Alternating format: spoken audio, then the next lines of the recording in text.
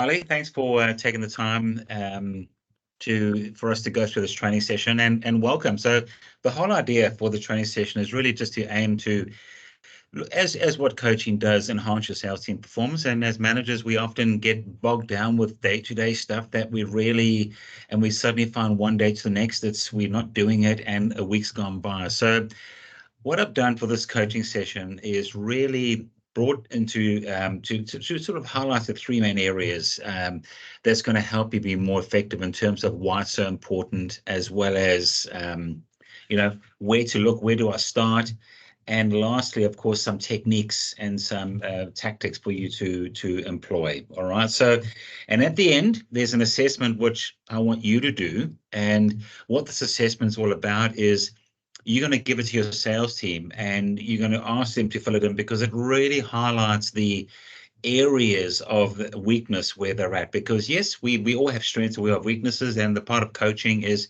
really finding out, of course, the strengths where they sit, but also the weaknesses that you can improve upon. So that's why it's really important that you understand where both are, and it doesn't take too long, you'll see, and I'll be really interested to see where yours sits. Okay, so let's go.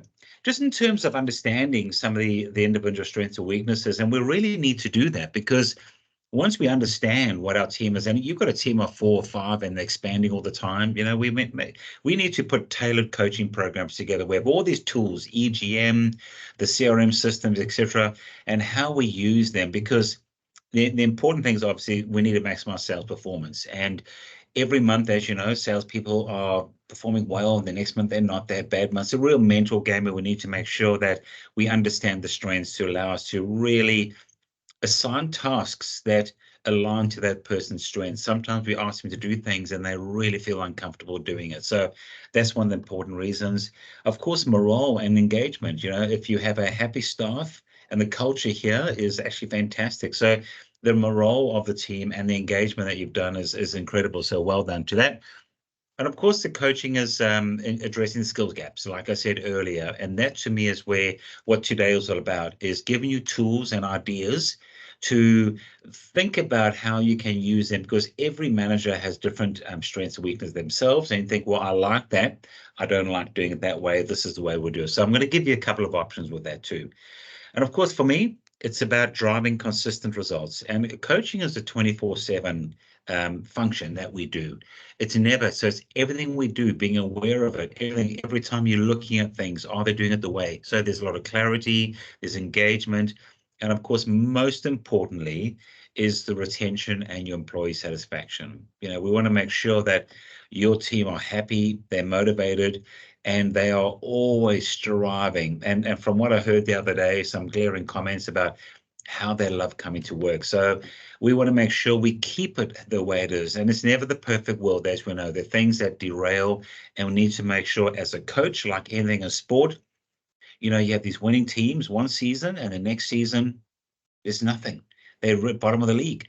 What happens and why? So it's all about personalities. It's all about people that really create these situations. All right.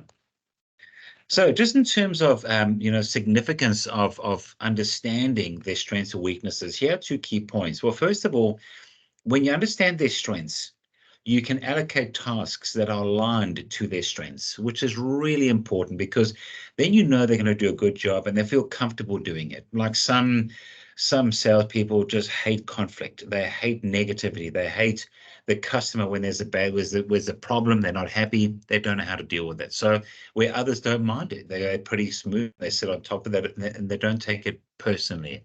And of course, their survey is going to show us at the end what the weaknesses are. And that's when we need to understand what they are and bring in training and more coaching to really bring up, and probably more training first, to bring up their weaknesses. So you've got a very, very powerful reason why we should really understand what they are. So let's look at a few methods that are going to help us understand what your sales team's strengths and weaknesses are. Okay, so the first one is the self-assessment tool, which you're going to be doing today. And I think that's probably the easiest way to do it. There are many others like the Myers-Briggs, etc.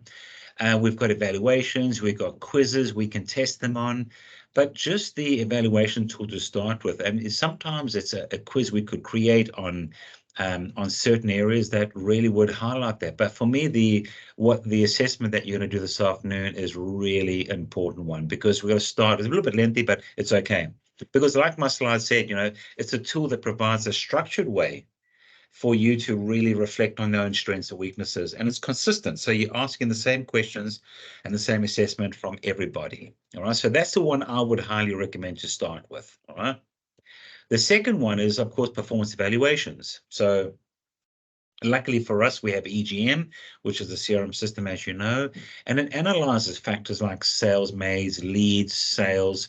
There's probably one metric if you do decide to go this way, but it really highlights where they're struggling. It doesn't really pinpoint their own areas of strengths and weaknesses like the assessment will, but this highlights how well they are doing. So how many leads have they had and how many sales have they made are probably the most important sort of factors to sort of analyze. But we can look at everything else: test drives, deal size, gross profits. There are many things we can assess them against, and sometimes a lot of managers use this to start with, but are the numbers accurate? And that creates another area of focus where you're thinking, right, if the numbers aren't accurate, they're not telling me a true story.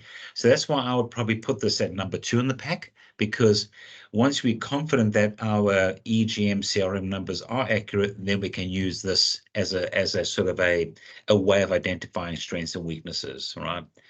Also, the last thing, of course, is feedback and observation. Now, you're very involved with the team, so you're hearing a phone conversation, you're hearing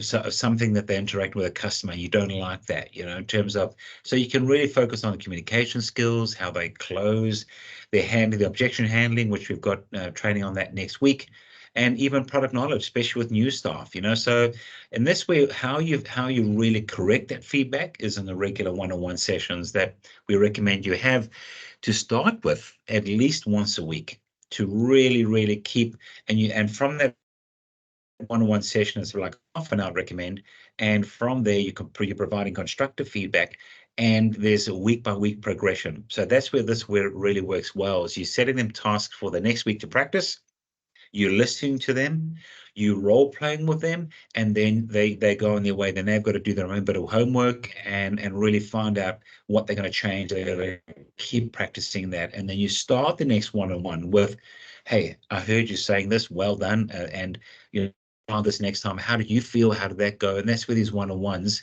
the consistency of them is very, very, very important. Okay.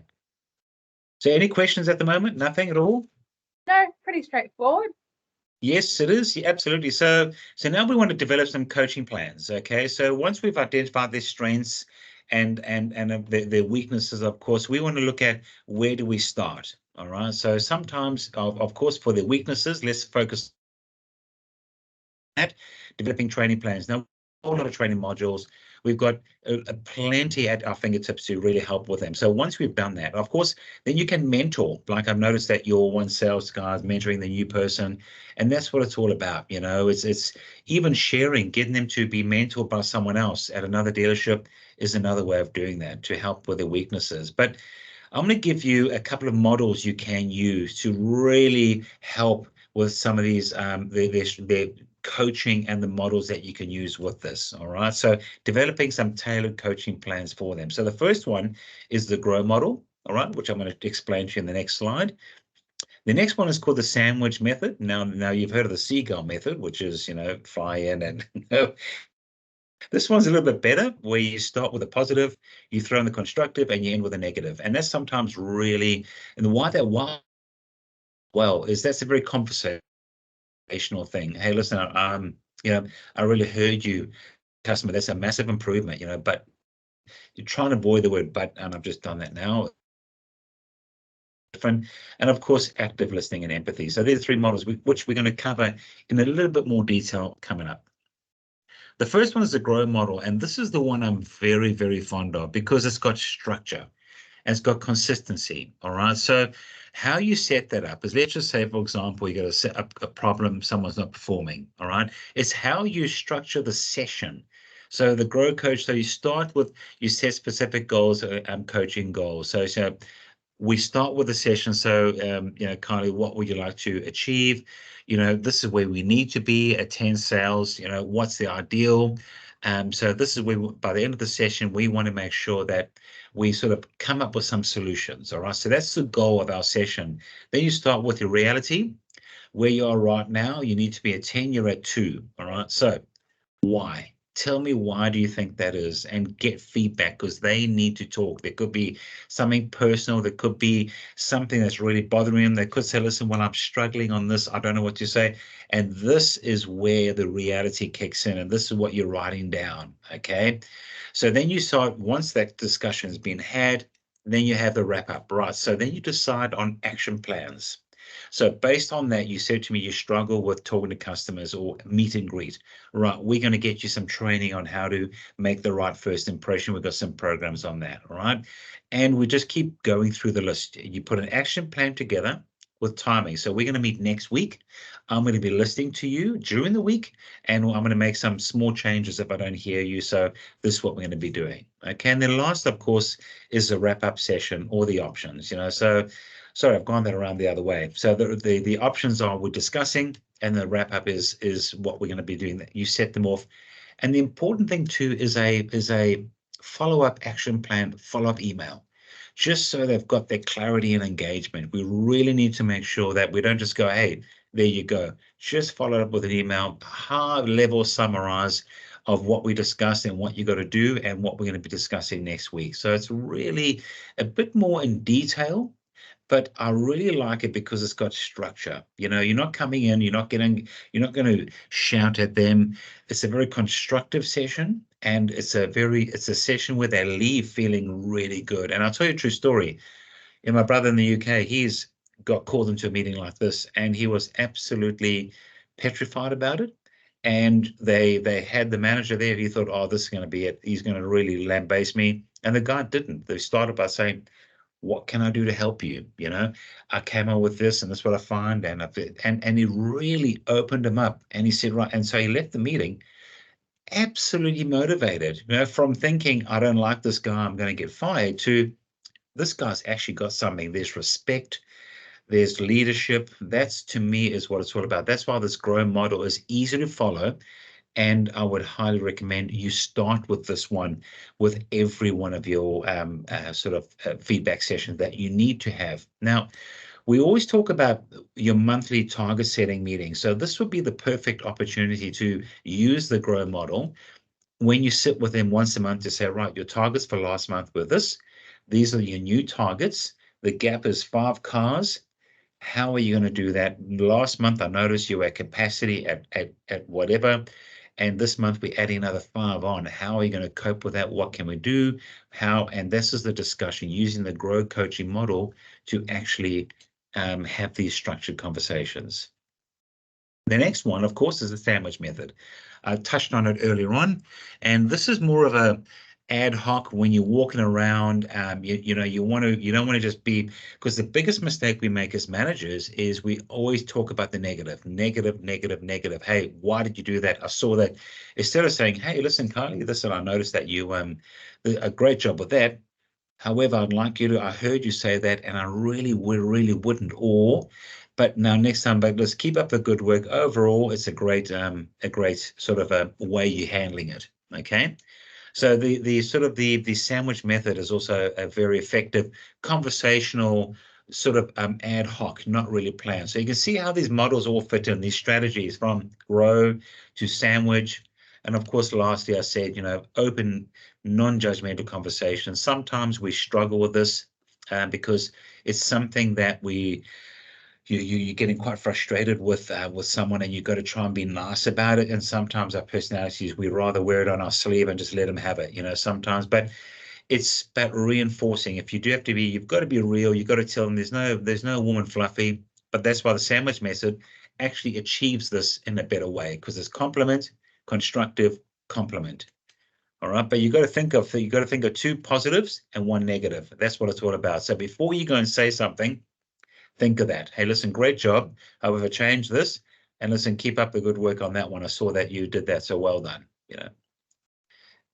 In fact, the owner of our business does that very, very well. And certainly when he goes around and he has he uses that sandwich method. So, and sometimes the second one. I was going to get you to do this activity, but we're going to do this more of a next session where I want you to use the grow coaching model. I'm going to give you a scenario and I want you to think about how you're going to structure the session. And it's going to be me you're going to be doing it on. Okay, so we're going to make sure that we actually get this done using the grow coaching model. And you'll see it's really, really easy. And it's something that doesn't last too long. So let's look at some motivational techniques, which I think you've got nailed. I think, you look at the importance of it. It's in terms of a consistent performance, why we need to put some motivational targets. We all are motivated by targets, by goals and objectives, and we want to make sure that we want to be the best at it. So we just want to make sure that, and I think from what I've seen of you, the motivation of your sales team is that probably at its best at the moment. So we need to just keep doing that. All right. It's bringing in the new people. But as we know, that doesn't last forever. All it takes is one or two negative customers, one's down, one brings in the bad news, and it just starts spiraling. So we just want to make sure that we are having these motivational techniques to keep them focused and aligned. All right. So you do this in terms of setting daily targets. We know that your daily target is 1 to 2 cars at about $3,500 to $5,000 gross. So we got to keep that going. Thankfully, at the moment, Jeep has got some great incentives and recognition makes your life a lot easier. But you did this the other day where you put a certain dollar value commission on all the stock cars. So that's what it's all about. And recognition and praise, which you do really well with. In your morning meetings is fantastic. In terms of the implementation, like I said, I think you've done this really, really well. So you do clearly communicate, but remember consistency. 1 month to the next, because sometimes they get confused. They're just getting in momentum. So try and keep these going for a bit longer than normal. And it's about fairness and transparency. And it's how you track and measure. So have a mechanism. That's the only thing we don't know. Sometimes putting on the board who's doing well with incentives. So visually, when they go in the kitchen, they say, whoa, look at him. He's doing really well. I want to get as close. It's a motivator. I don't want to be last. I want to be the best, etc. And the feedback loop, during your once a week, just give feedback on how it's progressing. So that's where putting something visual in the kitchen on the board is something that could be really, really. What we used to do is we used to put KPIs up. Service department did it really well, and we just put up KPIs on grosses, on whatever it might be, volume, closing ratios, customer satisfaction surveys, and just human beings. Especially salespeople, they're incredibly competitive. So they want to be the best. And this is where a sort of a transparency is something that really is visually a very, very powerful tool. You sometimes don't have to say a single thing, though. You see them pointing out, looking at each other. Okay, but well done on the motivation. I think your team is certainly pumped, and that's all through your good effort so far. We won't worry about the program because they do change from time to time. And I think you've got a few on board, especially with the older stock and the particular models, which is, I think, only but fair. Okay, so what I'd like you to do now, Carly, is do your assessment that I gave you earlier on. If you wouldn't mind just finishing that off very quickly and add the numbers up, and let's have a look where the scores lie.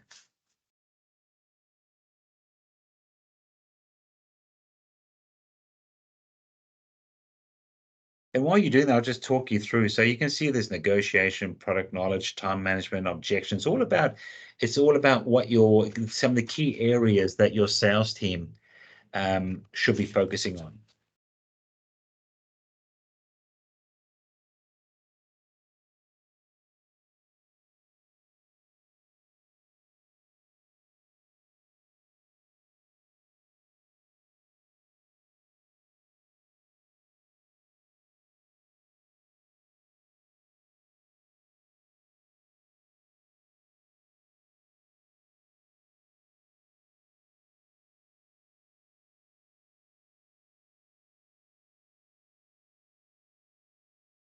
I think the biggest time is really the adding the numbers up.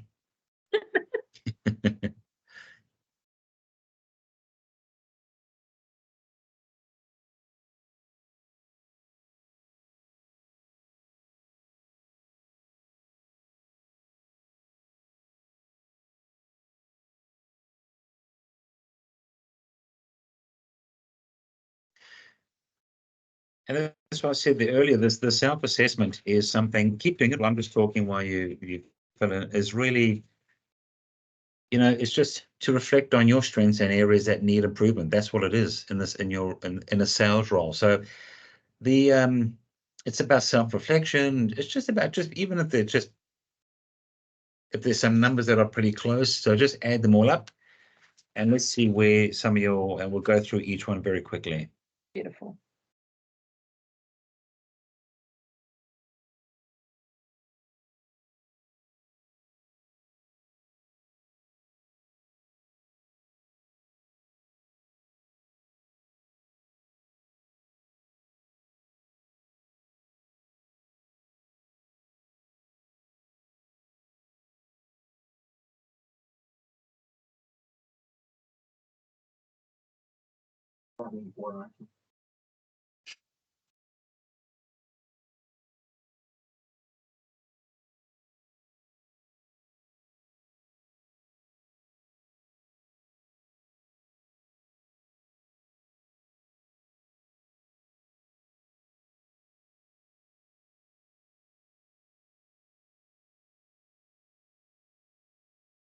Do I need to add them up all as one total?